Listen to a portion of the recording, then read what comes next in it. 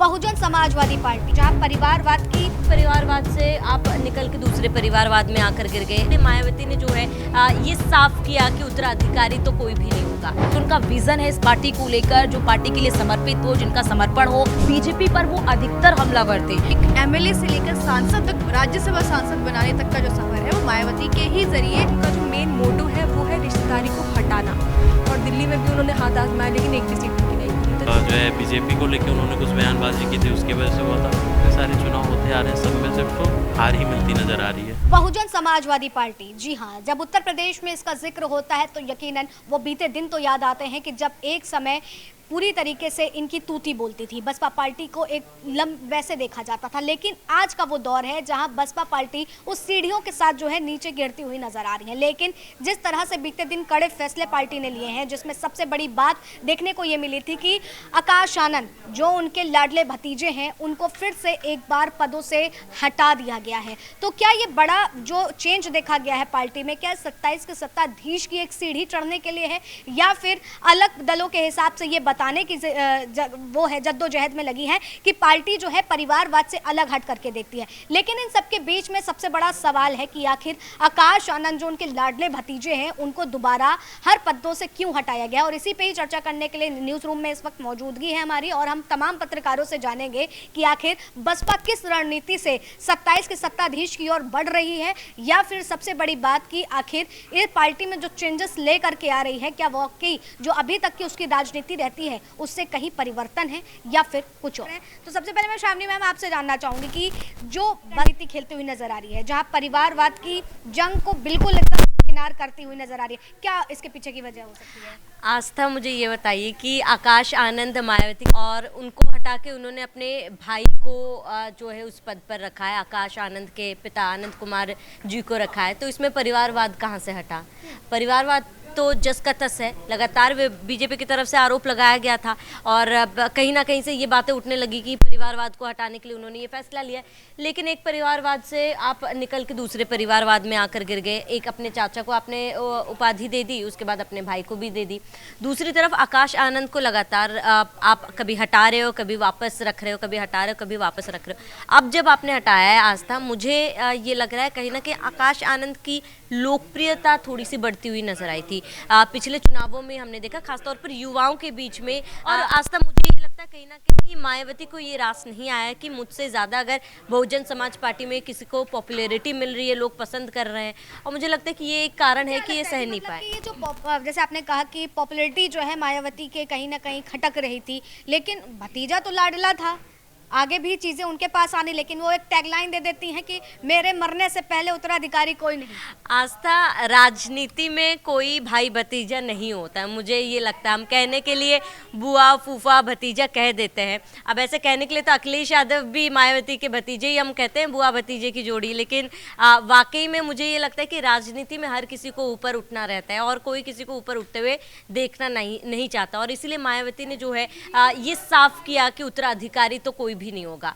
भाई, उसके साथ ही अगर बदलाव की हम बात कर रहे हैं कि भाई 2027 का चुनाव है, उन्हें बदलाव देखना है, उन्हें देखना है, तो लोग लगातार ये कह रहे हैं कि शायद बदलाव की वजह से। अब देखिए, लोकसभा चुनाव भी आया, उपचुनाव भी है। उपचुनाव में आपने तो कैंडिडेट खड़ा ही नहीं किया, और उपचुनाव में जिस तरीके के नतीजे सामने आए थे, ये एक फैक्टर मुझे ये लग रहा है, क्योंकि उपचुनाव में बहुजन समाज पार्टी ने, माफ कीजिएगा, लोकसभा चुनाव में बहुजन समाज पार्टी ने इतना अच्छा प्रदर्शन नहीं किया था, जबकि अमूमन ज्यादातर जिम्मेदारी आकाश आनंद पर थी। इस पूरे फैसले को श्रावणी, आप अपने नजरिए से क्या देखती हैं, चूंकि आप पत्रकार हैं, राजनीति की अच्छी परख रखती हैं, कि ये सारी चीजें जो बदलाव हुए हैं पार्टी के भीतर, ये केवल एक राजनीतिक एंगल यानी कि 27 का सत्ताधीश वाला खेल है, या फिर अपनी ही पार्टी को बचाने के लिए, अपनी ही आन बान को सर्वोपरि रखने के लिए एक खेला?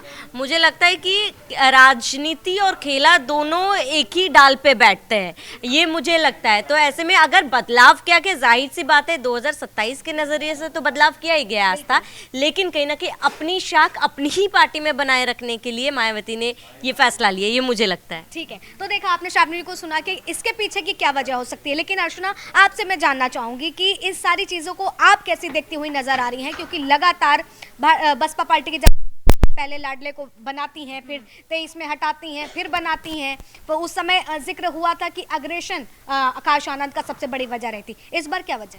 बिल्कुल आस्था आपने बिल्कुल ठीक कहा कि देखिए मायावती जो कि प्रदेश की 4 बार की मुख्यमंत्री रह चुकी हैं, एक अच्छा जनाधार है उनका अगर आप जाएंगी तो दलितों में। लेकिन आकाश आनंद को हटाने के पीछे की 3-4 प्रमुख वजह जो मुझे समझ में आती है, जितना मैंने इसको स्टडी किया है, कि आपको याद होगा कि अभी कुछ दिन पहले आकाश आनंद के ससुर पर कार्रवाई की गई थी।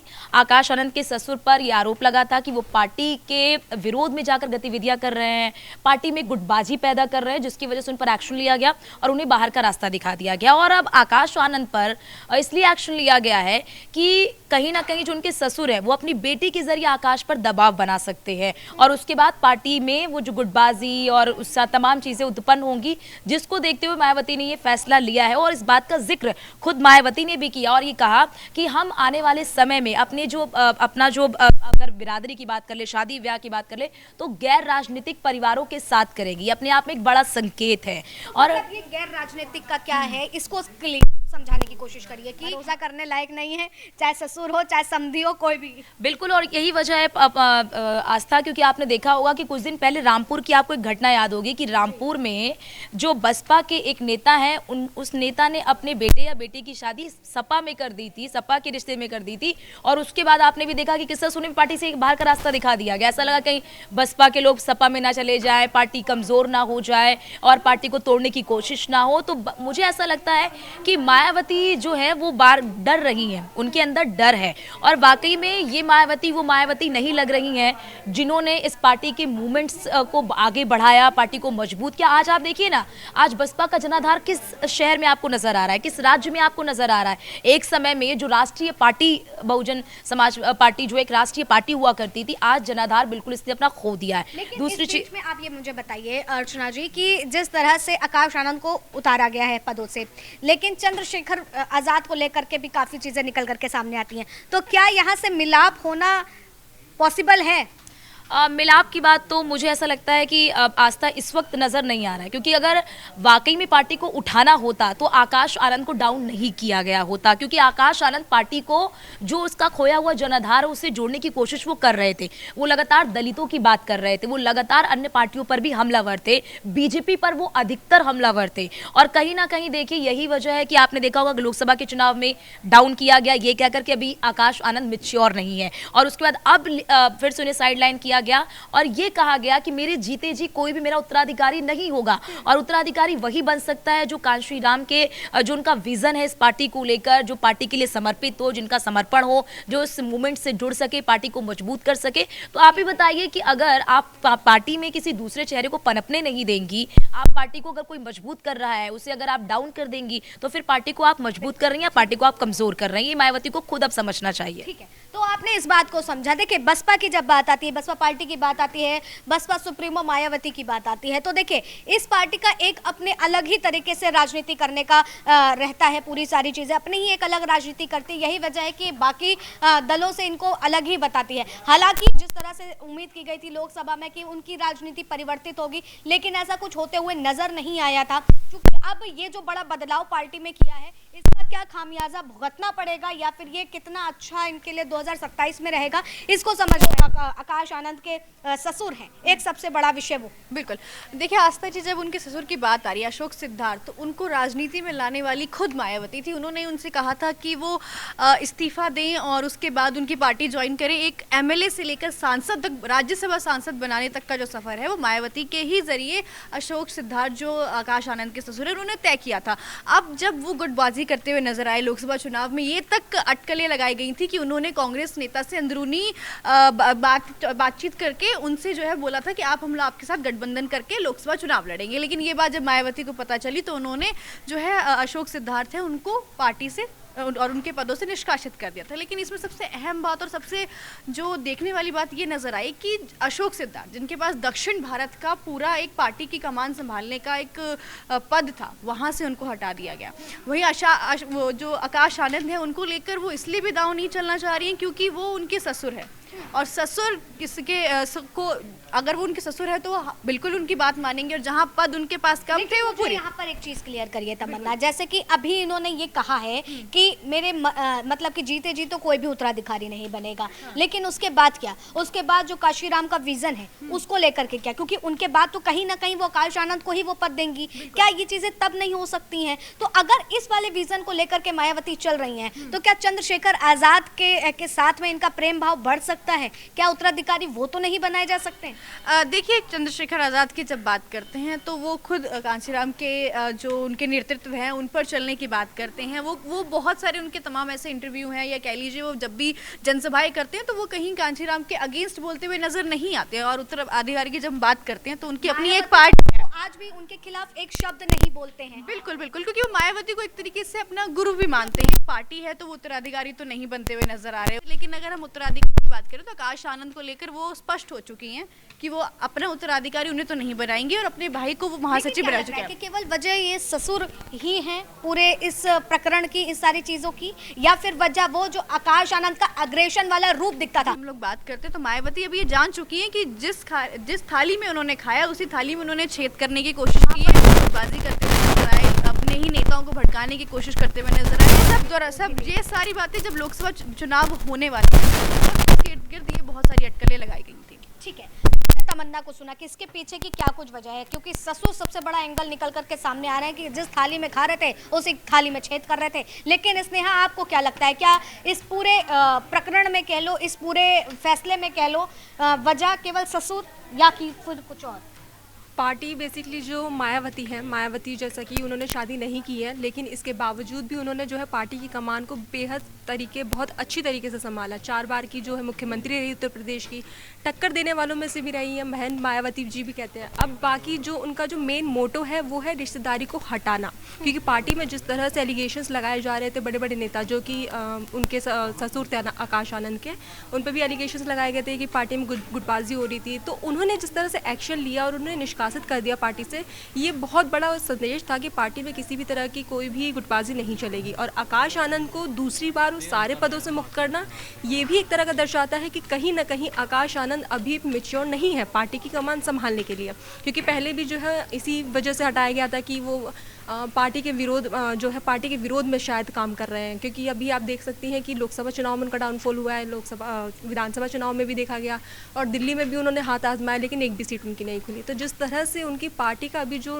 नीचे ग्राफ जा रहा है उसको देखते हुए तो वो बैठ के कर रही हैं, एक्शन ले रही है, और शायद वो एज्यूम कर रही हैं कि हमें एक ऐसे इंसान को भी मतलब देना है मौका जो शायद पार्टी की कमान अच्छे से संभाल सके। तो क्या लग रहा है ऐसा इंसान कौन हो सकता है? आकाश आनंद को वो बना नहीं सकते क्योंकि मसला पड़ रहा है ससुर वाला, पत्नी वाला, बहू वाला। तो क्या चंद्रशेखर आज़ाद के लिए रास्ते खुलते हुए नजर आ रहे हैं पार्टी में? मुझे जहाँ तक लगता है जो चंद्रशेखर आज़ाद है वो हालांकि मायावती के खिलाफ तो कुछ भी बयान देते नहीं है, लेकिन थोड़े बहुत उनकी जो सोच है वो अभी अलग रास्ते पे जा रही है। क्योंकि मायावती का अभी हम जहाँ भी सुनते आए हैं कि कहीं ना कहीं वो बीजेपी के पक्ष में बोलती हैं, फिर कभी कभी वो अगेंस्ट में बोलती हैं। खैर वो कांग्रेस के अगेंस्ट में रही हुई है। जब महा इंडिया गठबंधन बना था तब भी उन्होंने साफ कहा था कि वो अकेले चुनाव लड़ेंगी। तो चंद्रशेखर आज़ाद जो है वो बीजेपी के अगेंस्ट में बोलते हैं हमेशा, वो उनके सिद्धांतों के खिलाफ, उनके जो रूल्स एंड वो चीज़ें हैं उन सब के खिलाफ बोलते हैं। तो अभी तो हम ये कह नहीं सकते हैं, नहीं कह सकते कि इस निर्णय का मेल कहीं वो नहीं। अखंड, आप कैसे देख रहे हो सारी चीज़ों को, क्या लगता है? आकाश आनंद को जो है सारे जो है क्या कहते हैं पार्टी के पदों से हटा दिया गया है, लेकिन अभी वो पार्टी से निष्कासित नहीं किए गए पूरे तरीके से। ठीक है, तो इसमें यह है कि अगर वो अपनी चीज़ों को लेकर और बेहतर करते हैं, अपने उनके ससुर का अगर उन पर जो प्रभाव है अगर उसको थोड़ा सुधार करते हैं, पत्नी का जो प्रभाव है उनकी राजनीति को लेकर अगर उसमें सुधार करते हैं तो दोबारा से उनको मौका मिल सकता है। ऐसा नहीं है, कहने का मतलब कि पर्सनल प्रोफेशनल लाइफ को दोनों को अलग रखना पड़ेगा। बिल्कुल, दोनों अलग रखना पड़ेगा। परिवारवाद नहीं, मतलब वहाँ परिवारवाद काम नहीं करेगा। अगर जो उनके ससुर का प्रभाव है, उनके ऊपर का प्रभाव है, अगर वो नहीं रहेगा तो आगे उनको मौका है, अभी उनको वो पद वापस मिल सकता है, क्योंकि वो पार्टी से पूरी तरह से निष्कासित नहीं, अभी वो आम कार्यकर्ता की तरह कार्य कर सकते हैं। बहन जी कह रही हैं कि संभल जाओ अभी। अभी एक अगर मौका सब है, चाहिए तो। अभी चांस है, उत्तराधिकारी फिर से बन सकते हैं आकाश आनंद। लेकिन वजह एक तरह से भी देखी गई कि जो उनका अग्रेशन रहता है रैलियों में, जब देखा गया था लोकसभा के बयानबाजी जितनी भी उन्होंने करी थी, एक वो वजह भी सबसे ज़्यादा देखी गई। फिर लेकिन फिर उसके बाद उनको उत्तराधिकारी मतलब कि फिर से दोबारा पद दिया। अब एक तो जो है 1 साल के बीच में 2 बार उनके साथ ये कांड हो चुका है। एक बार पद छीना गया, फिर मिला, फिर से छीना गया। एक बार जो है बीजेपी को लेके उन्होंने कुछ बयानबाजी की थी, उसकी वजह से हुआ था। दूसरी बार परिवार मतलब बीवी और ससुर की वजह से हुआ है। तो अभी एक मौका है, मुझे जहाँ तक लगता है, जितना मैंने पढ़ा है, मुझे लगता है कि अभी उनके पास एक मौका है, वो समझ सकते हैं। और बात रही चंद्रशेखर की, आप जैसे भी सवाल पूछ रही थी, तो उसको लेके अभी कुछ दिन पहले ही चंद्रशेखर ने एक इंटरव्यू दिया था किसी पॉडकास्ट में। उन्होंने कहा था कि मायावती को लेकर उनसे सवाल पूछे गए थे, तो उन्होंने लाइव पॉडकास्ट में ही उन्होंने मायावती के ऑफिस में कॉल किया था कि मुझे मायावती बहन जी से मीटिंग करनी है, बात करनी है। तो लेकिन वहाँ से जवाब नहीं मिला था। वहाँ से ये बोला गया था कि सर ठीक है, मैं आपकी बात पहुँचा दूँगा। तो जहाँ तक अगर चंद्रशेखर को लेके देखा जाए तो वो अपने तरफ से, उनके तरफ से पॉजिटिव है, लेकिन अगर मायावती की तरफ से देखा जाए तो उधर से निगेटिव है मामला। तो उत्तराधिकारी तो चंद्रशेखर नहीं होंगे, रहेंगे पार्टी के। लेकिन क्या लग रहा है भविष्य में कभी जो मेल है वो हो पाएगा कि नहीं? क्योंकि विजन देखिए, जो मायावती जिस विजन से चलती है, कहीं ना कहीं देखा जाए तो चंद्रशेखर आजाद का भी विजन वही रहता है, काशीराम वाला। हाँ, सेम विजन उनका सेम है, बस रास्ते थोड़े से अलग हो चुके हैं। वो रास्ते आगे मिल सकते हैं, उसमें कोई दो राय नहीं है। चंद्रशेखर मायावती की पार्टी बसपा के साथ कर सकते हैं गठबंधन, या जो भी उनका होगा वो मेल मिलाप कर सकते हैं, लेकिन उत्तराधिकारी नहीं हो सकते हैं। लेकिन बसपा को लेकर के जो लगातार सवाल हो रहे हैं कि ये जो निर्णय लिए गए हैं, जो पार्टी में फैसले लिए हैं, ये 27 के सत्ताधीश की जो सीढ़ियां हैं वो चढ़ाने में आसानी देंगे? क्योंकि जिस तरह से हालत बसपा पार्टी की देखी गई है आगामी हुए चुनाव में। इस फैसले से मायावती सीधा एक संदेश देना चाहती हैं कि जो परिवार का उनका मामला है या परिवारवाद है, जो कि सपा में चलता आया है, उस चीज़ से एकदम दरकिनार करते हुए नज़र आ रही हैं। उनका यही दिखाना है कि मेरी पार्टी में परिवार के लिए है जगह, लेकिन उतनी नहीं है जितनी हर पार्टी में। तो 27 का जो चुनाव है उसके लिए क्योंकि लगातार इतने सारे चुनाव होते आ रहे हैं, सब में सिर्फ हार ही मिलती नज़र आ रही है। तो कुछ ना कुछ स्टेप लेना होगा ना, अलग अलग तरीके से, अलग अलग चाल तो चलनी होगी ना, चाहे बसपा हो, सपा हो या कांग्रेस हो, तो सब अपना अपना अलग अलग तरीका अपना रहे हैं। 27 के चुनाव में हो सकता है कि कुछ इधर उधर हो जाए, उसे बड़ा मुश्किल लग रहा है मुझे। अच्छा, मामला जो है बड़ा गड़बड़ लग रहा है, लेकिन सवाल ये है कि जो ये निर्णय लिए गए हैं, ये कितना 2027 में इनको सीढ़ियां पर चढ़ाएंगे या नहीं चढ़ा पाएंगे? क्योंकि तमाम अटकलों के बीच में जिस तरह से कल मीटिंग में आकाश आनंद नहीं पहुंचते हैं, फिर उनको सारे पदों से हटा दिया जाता है, लेकिन अभी भी कुछ उम्मीदें आकाश आनंद के लिए बची हैं कि हो सकता है कि आने वाले समय में उनको उत्तराधिकारी का पद मिल जाए। लेकिन उससे पहले तो मायावती ने ऐलान कर दिया कि मेरे जीते जी तो उत्तराधिकारी का पद किसी को नहीं मिलेगा। तो फिर अब ऐसे में सबसे बड़ा सवाल है कि आखिर पार्टी किस रणनीति से 2027 की ओर बढ़ेगी। और जिस तरह से परिवारवाद की बात उठी है, तो परिवारवाद की जंग में वो किस तरह से अपने आप को देखती है, किस तरह से उन सारी चीजों से दूर रखती है कि औरों से हम बेहतर हैं परिवारवाद के मामलों में। खैर, ये देखना होगा। लेकिन आपको क्या लगता है, आप क्या चाहते हैं, कमेंट सेक्शन में जरूर बताइएगा। फिलहाल तब तक के लिए बने रहे न्यूज़ 1 इंडिया पर वीडियो जर्नलिस्ट अनिकेत के साथ आस्था तिवारी।